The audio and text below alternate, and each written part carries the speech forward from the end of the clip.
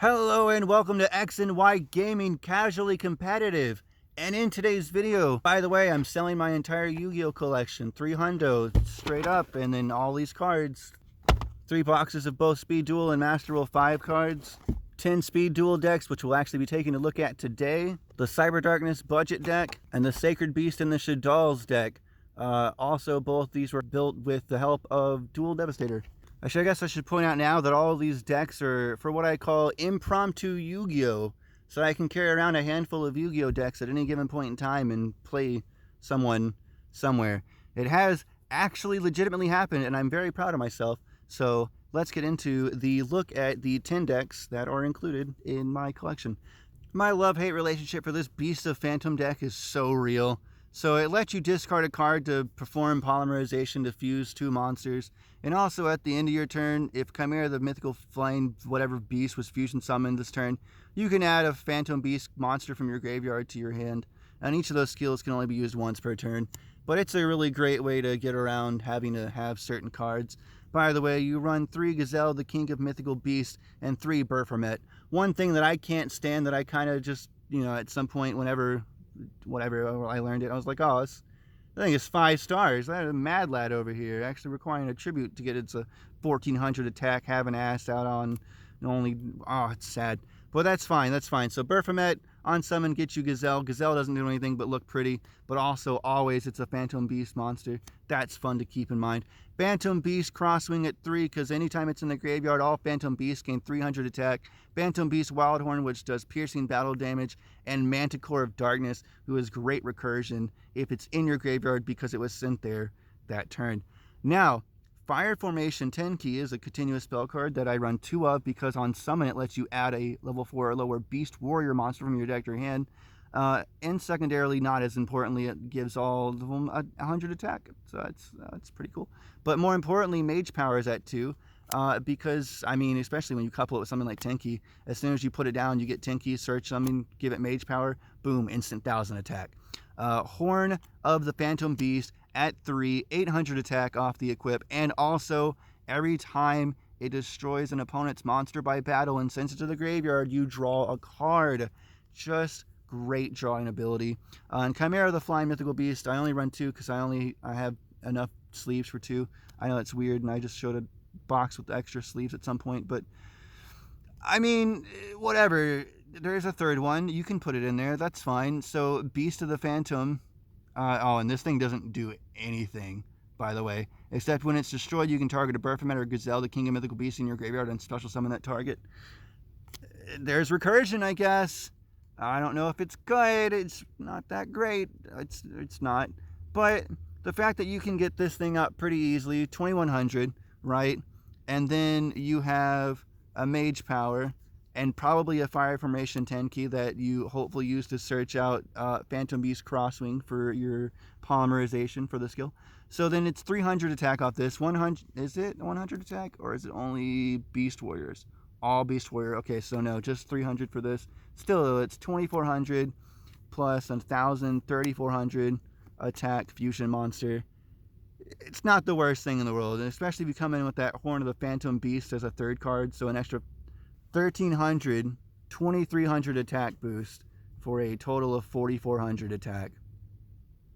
4700 attack. That's not the worst thing in the world. I'm sure there's maybe other ways of getting a 4700 attack beat stick on the field, but I really like it. I also really like how it ties in Wildhorn and the Crosswing monsters. And I guess all the other Phantom Beasts, but these are, in my opinion, the better ones, because he gives them an attack boost and he's just pretty beefy on his own. Even with just this card, then he's a 2500. I don't know, I think it's pretty great, and I like it. The It Snow Monster, it's a god deck. The deck behind it, this was actually built with the magnets, and the Obelisk one was built with magnets, and then this deck was behind Slifer. But I switched it, so this one actually lets you search out Obelisk, and that's it.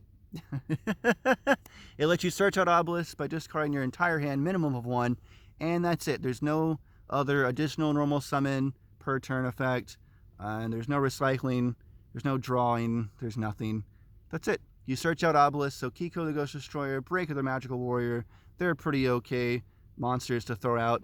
Bones alone, you can just throw out for fun by itself, and Crystal Seer, which helps you search for cards. And then you have some 1 tribute monsters like Jinzo, or 2 Grand Mark for destruction, or Kaiser Glider for an extra little bounce maybe. And then the last monster is your 1 funnily enough searchable Obelisk the Tormentor. I'll tell you right now, there's no Winged Dragon of Raw deck, sadly, because it's the worst Egyptian god, sadly. And then 3 Fiend Sanctuary, because you can just turn this into a token for tribute, like instantly. Soul Exchange, use your opponent's monsters to your advantage. Metal Reflect Slime, turn into a monster for a tribute, negate attack, negate an attack, and drop off, because I put it in there for some reason. And that is it seems like a pretty straightforward, like what I would consider to be like a classic beatdown deck, right? Like it's got some Jinzo Kaiser Glider action, some easy summons like with the Fiend Sanctuary or Bones alone, and it's got some pseudo powerful cards like Kiku, the Breaker. Maybe if you want to consider something like Drop Off relatively powerful. I like it. The fact that it has to go through a trap card, it's not so great, but I mean, stopping your opponent from gaining resources, that's pretty good. Union Combination is one of my more favorite decks, and it's kind of funny for me because it takes one of the oldest, I guess, archetypes, if you want to call it that, themes, XYZ Dragon Cannon, the old school Union fusion monsters, and it gives them the ABC ability to where once per turn you can perform a fusion summon of a fusion machine monster, light, whatever, and you can banish them from your graveyard as well from the field.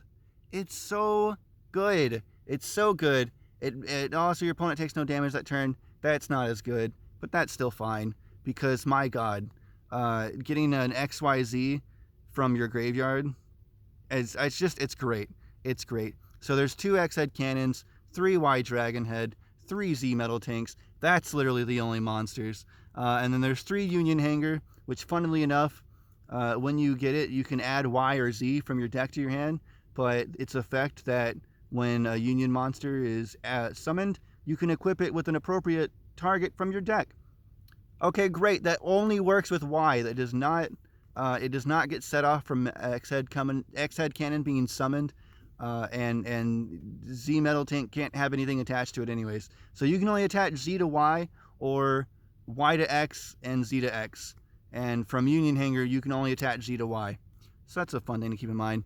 2 Foolish Burials, so you can send X-Head Cannon. Basically, you would activate Union Hanger, add Y Dragon Head, summon Y Dragon Head, equip with Z Metal Tank, Foolish Burial, X-Head Cannon, and then Union Combination skill your XYZ Dragon Cannon as a fusion summon. There's also a Cosmic Cyclone and a Book of Moon, as well as 3 Union Scramble. Absolutely broken card. Also the fact that you can bring back up to 3, the whole kit and caboodle, up to 3 of them from your banished pile, that's great.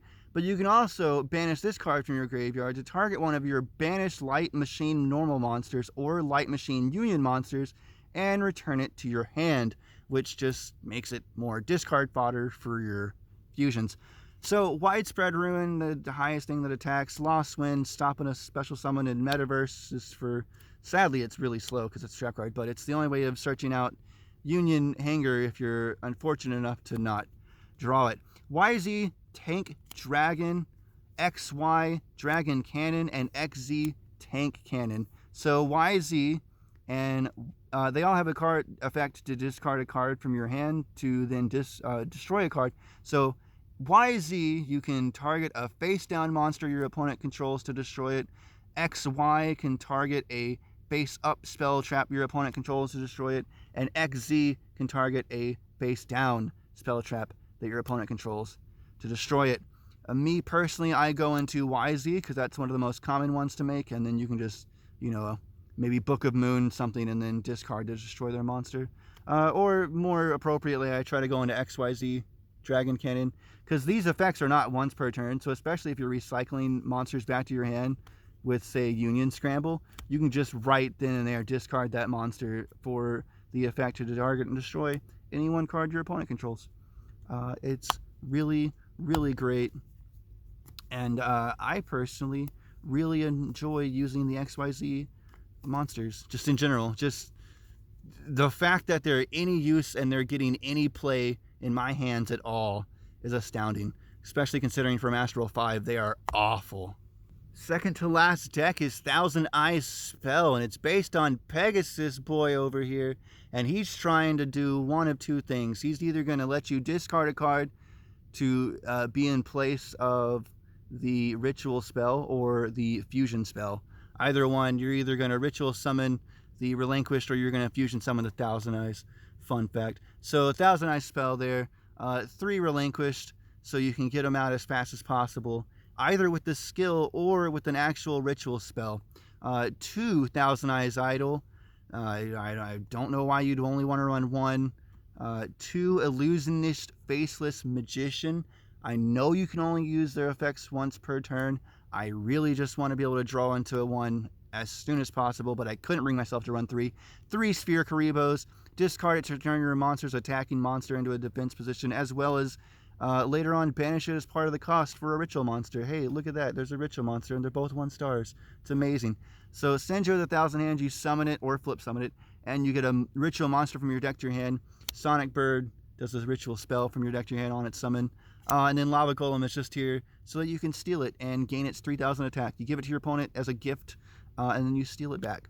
Black Illusion Ritual is the main spell card that is used for summoning relinquished, and Advanced Ritual Art will let you send a Thousand Eyes Idol as the cost instead of having to worry about getting a monster in your hand, although 9 times out of 10 you can just Sphere Karibo out a relinquished anyways.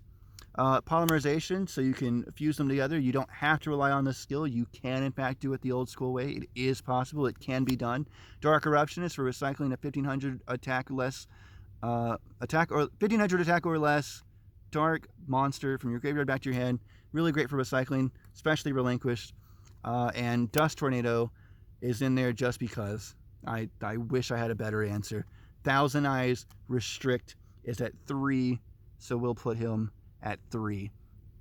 And by the way, nothing can attack when this thing is out. He's the only thing that can attack, and nothing can change their battle positions. I just thought I'd throw that out there. I still never really hesitate to, while this thing is out, summon another relinquished to like pull their body off board. There's like, oh, I gotta, attack through something. It's even if it's a defense monster. Especially if you're getting out of the way for restrict to attack, like you still, you give them Lava Golem and then steal it, and then you get another relinquished out to, get their last third monster off so you can attack directly. Something, I don't know, just, I really like it. I like this deck, but unfortunately, it's kind of like one of those decks where your opponent, when this one works very well, your opponent doesn't really get to play Yu-Gi-Oh! And last, but most certainly not least, is the Servants of the Fallen King deck. Absolutely, once per turn, you can send a level 3 or level 2? Level 3 or lower normal zombie monster from your deck to the graveyard. Again, there's only one target. Skull Servant. Very straightforward. You send one of these from your deck to the graveyard once per turn, so you can set up for King of the Skull Servant. And there's 3 of them, which maximum number means that if all these guys are dead, you have a 5,000 attack King of the Skull Servants. So 2 Goblin Zombies, when they're sent from the field to the graveyard, you can move a zombie with, 1,500? No, 1,200 or less defense. So this thing, or this thing, but probably this thing. And then Zombina, who, when it's destroyed from your opponent's card effect, while you control it, it's in your possession, you can target a level 4 or lower monster in your graveyard and special summon it. I accept Zombina, but that's fine. So usually I just use it as a way of getting another king back up and running. By the way, if King's destroyed by battle, you can remove a King of the Skull Servants or another Skull Servant from your graveyard to special summon it back right then and there. And that's something you can do. I don't do it too terribly often. Night Beam. Destroy a set spell or trap card and then your opponent can activate it in response. Pyramid of Wonders. While it's on the field, all zombie monsters you control gain 200 for each monster your opponent controls, so a maximum of 600 gain. But more importantly, if exactly one zombie monster you control and no other cards would be destroyed, you can send this card to the graveyard. instead. Tribute to the Doomed, I really like discarding Skull Servant for the cost to destroy a card, because then you also get to beef up your king that much faster. Book of Life, special summon while also banishing a card from your opponent's graveyard. Very important to note that you have to have a monster in your opponent's graveyard to banish for the effect of this, or you can't summon your zombie out of the graveyard with it. And then also there's a Dark Eruption for recycling. Michizuri, if something gets destroyed, you can destroy something in return. Forceful Sentry, you get to bounce a monster if your opponent has a monster card in their hand, which, hey, you get to look at their hand. It's pretty nice. And 3 Security Orb, because it not only turns a monster to defense position, but also if it gets destroyed while it's set down by an opponent's spell trap effect, then you get to destroy any one monster on the field. And I should point out that the destruction effect is mandatory. So if your opponent destroys this by, like, whatever, and oh man, look at you, you're the only guy with the monster. Well, you have to destroy it because Security Orb got destroyed by a spell trap effect. And that is the 10 Speed Duel decks that are ready to go at all times for impromptu Yu-Gi-Oh! That you can buy right now, alongside 3 Master Rule 5 decks, a box of extra cards and sleeves, and 3 whole additional boxes of both Speed Duel and Master Rule 5 Yu-Gi-Oh! Cards. Yes. All of that's $300. Links in the description. Get with me, email, rendezvous, exchange information, tracking number, everything. Great. That's the video. Please like, comment, subscribe, hug your mama, possibly consider donating to the homeless. Thank you for watching.